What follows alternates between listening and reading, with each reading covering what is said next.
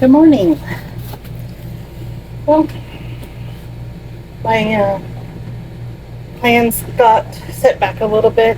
I was going to go move hay out of the field with the tractor, but uh, well, I don't know what you call it. We always called it the unicorn, but it's not. It used to have just one uh, spike to pick up the hay, and my husband added the second one. So, but anyway, the weld broke on it, so he's got to fix it. And I thought, okay, well, I'm gonna move some stuff and clean some stuff. So here I am washing my dishes, and I was inspired to talk a little bit about the cycles of that women go through, and how really in my younger years I had no idea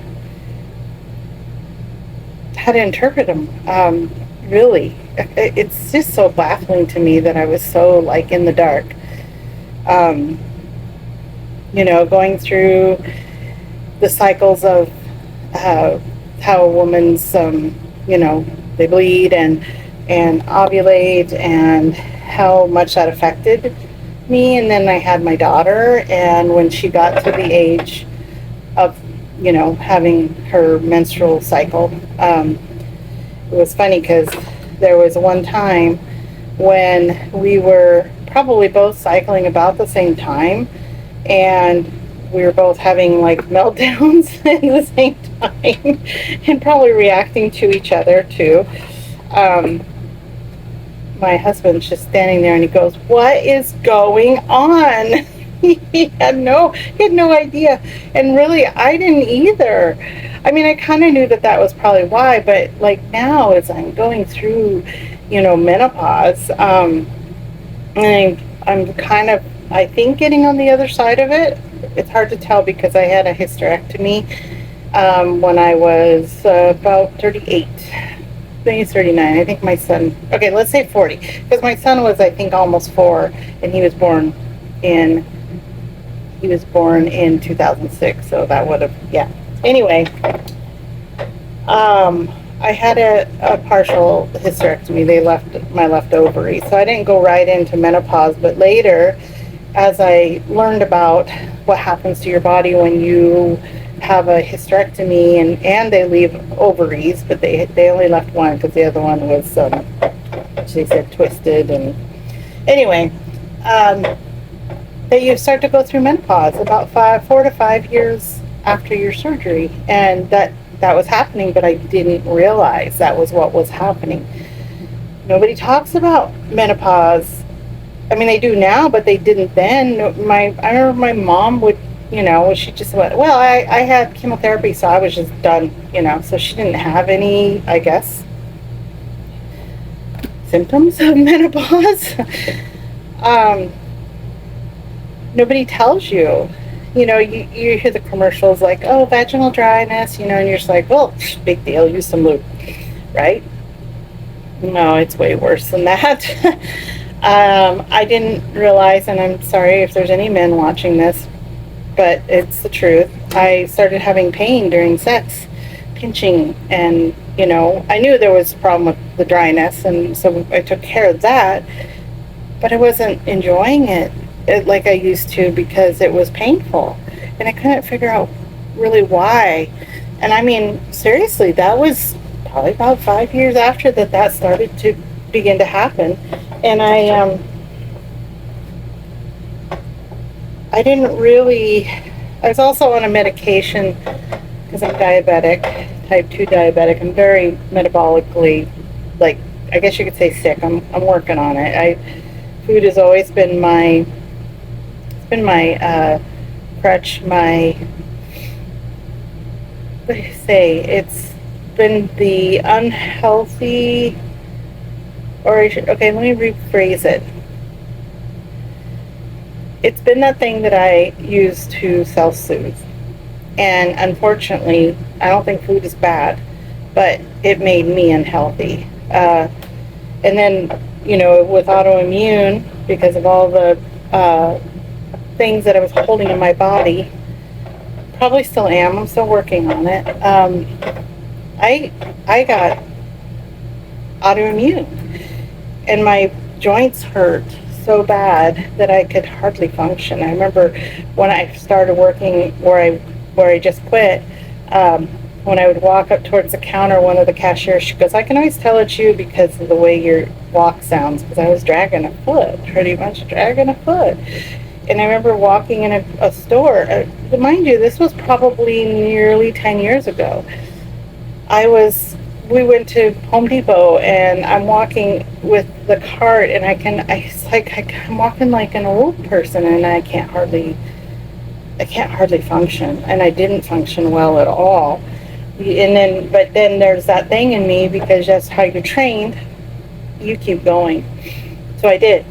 When I had to, I performed. When I had to take the kids to a 4-H function, to sports, to my job, I did it. And it cost me. It cost me a lot, because I didn't really know what was going on. I wasn't in tune to my body, which is another thing that I didn't realize. I wasn't in tune to my body, because I had learned to shut it down.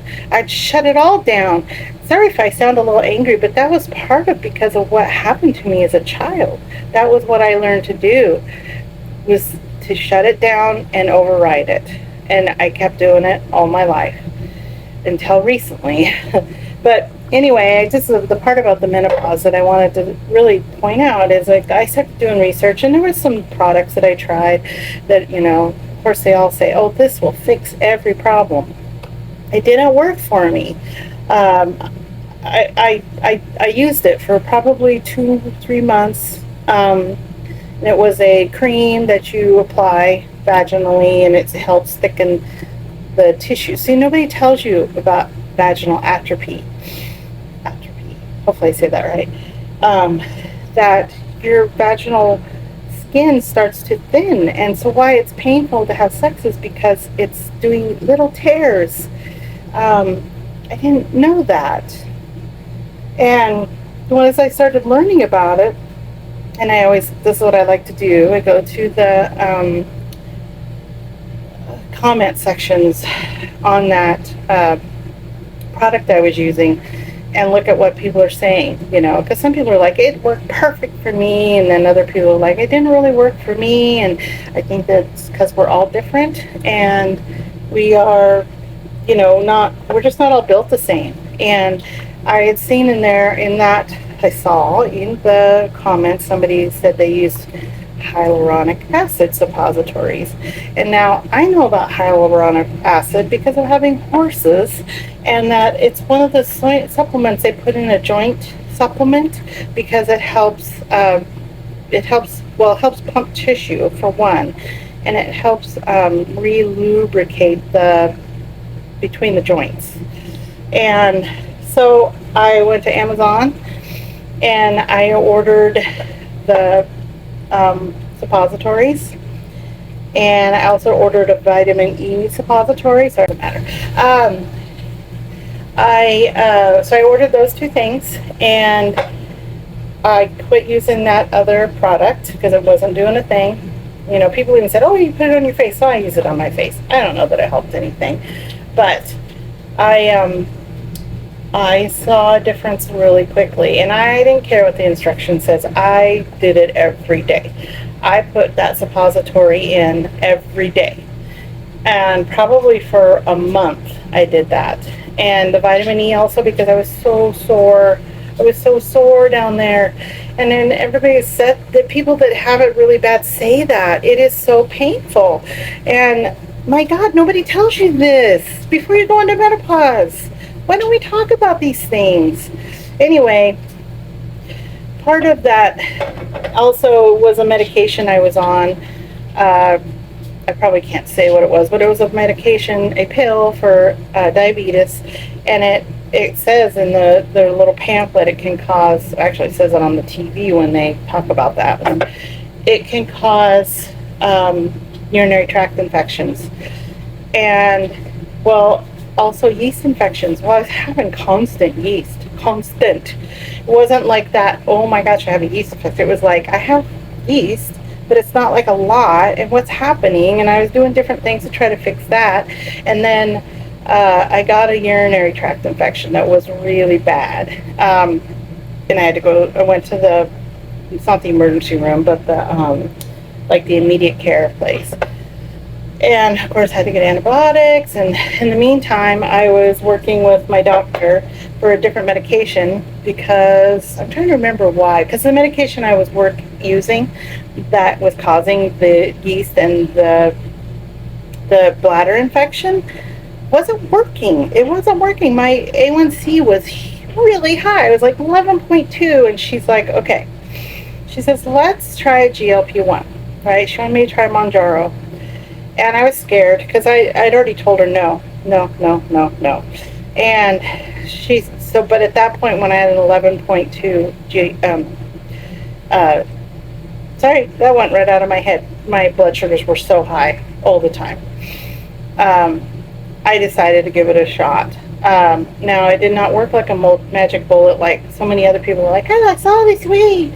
Well, no, right away I was on the lowest dose. And I did lose 5 pounds, and she was so excited about that. But that was it. It didn't go any further. And seriously, it hasn't been the magic bullet for my blood sugars. It has helped. It's brought them down, but they are not. My A1C. That was the word I was trying to think of. It did come down to I think 7.2, so that's good. But it still needs to be better. And so, as I was saying earlier, food has always been a crutch for me, and it's better. I eat better, and let me tell you, it's not from lack of self-will, because I've gone, just cut every sugar and carb out at times, and did coffee at the same time. Oh my word, was I sick! And I decided I probably never would do that again. Right now, coffee, I can drink coffee. I just drink it black. Very rarely with anything in it. But anyway, I'm still working on the food situation. The GLP-1 slows down your digestion. I hate the idea of that. I had to work through some of the problems, like it can make you constipated. And I've done that. I mean, I know you've got to keep that moving. And I don't know, they're like, once you're on it, you'll be on it forever. But I don't think I'm going to. I don't feel like it's the best thing for people. I know that there's a lot of bad side effects, and I wish I was one of those people that it just went, oh yeah, look at that, I lost all this weight, but it wasn't. I don't think that's my journey. I think it was that thing to help me get that down, because man, that wreaks havoc in your body, wrecks your eyes, wrecks your heart. And I've been diabetic since I was pregnant with my son. It wasn't gestational. I knew it. I already knew I was. And they wanted to do that test when I was 3 months pregnant, and they didn't even give me the stuff because I was already, so my fasting blood sugar was already too high. So anyway, so the menopause thing. But I have to say that I highly recommend getting a hyaluronic acid suppository. And then I also started taking hyaluronic acid in pill form, or it's a gel, it's a liquid gel. And it has probably made me 90% better. Don't have all that it's like sandpaper feeling down there, and it's terrible. And it's terrible because my husband didn't understand, and I didn't really understand how to explain to him why I didn't want him to touch me, and why I was having so much trouble when that was never ever an issue. We've always had a very healthy sex life, and I'm so excited that's better. Now I've really got to get my blood sugars under control. And I know people say, don't eat carbs. Well, yeah, that is probably a good way to do it. But I get a high blood sugar because your body converts whatever you eat to sugars, including meat. So I have to, I just recently left my job so I could focus on my health. I had some teeth removed, wisdom teeth, and I had a growth in the middle here that was pushing my teeth apart, which by the way is benign. It's all good, but they removed it, and holy moly, I didn't realize how much that was going to cause me some pain. Disturbing roots, the roots that were by the wisdom teeth. Now I have nerve like shooting up, so I haven't been able to really focus on, like, say, working out and Eating what I can, because sometimes just eating things that are hot or cold or too just, it's funny because the oral surgeon told me, you don't use those teeth back there, your wisdom teeth, to chew. And I remember when the next day, my husband and I went to lunch, and I'm eating and I'm like paying attention. And I'm like, I absolutely do use those teeth to chew, and I do. Now I know after I had them removed, and sort of wish I hadn't, but he said your mouth's too crowded, it's pushing your teeth out. He's right, it is. And he wants me to get braces, and I'm like, I'm 57. Do I want to spend 2 years with braces? I don't know. I haven't made my mind about that, but anyway. I realized that I did use those teeth a lot. Yeah, but it is what it is. It's done. I made the decision. It was pushed a little bit, but like insurance was going to run out. So, but anyway, all that to say, I wish that people would talk more about their experiences with menopause, with our phases, our just the cycles women go through. We really are amazing creatures. We're amazing, and we've been made to feel like there's something wrong with us because of our cycles. Well, hello, if we didn't have the cycles, you wouldn't have any children. We're amazing. You're amazing, and I hope you can embrace it. I am re-embracing it.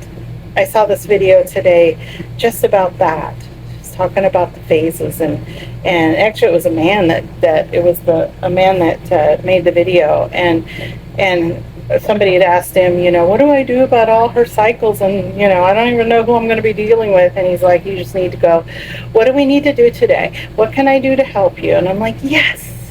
I'm trying to help my husband realize that sometimes, I just need you to like hug me and say, it's going to be okay. This will pass. Just breathe. It's going to be okay. That's all we really can do in those moments. So, and then do your research. I love to read the comments, because I swear, some of the best things I've ever gotten for all kinds of things in my life, my horses, my health, is reading the comments and see what people did and what helped them. And it doesn't mean it's going to help you, because we're all different. We really are. We're made up different, and it just is, you have to figure out what works for you. But I always wish that everything would just be a magic bullet, but it's usually not. So I have to say, though, the hyaluronic acid was almost like a magic bullet, and I'm so grateful. And the vitamin E, too, it's a suppository, actually just helped soothe it. And it's made things so much better. So anyway, I better get back to my stuff here. Thanks for hanging in there.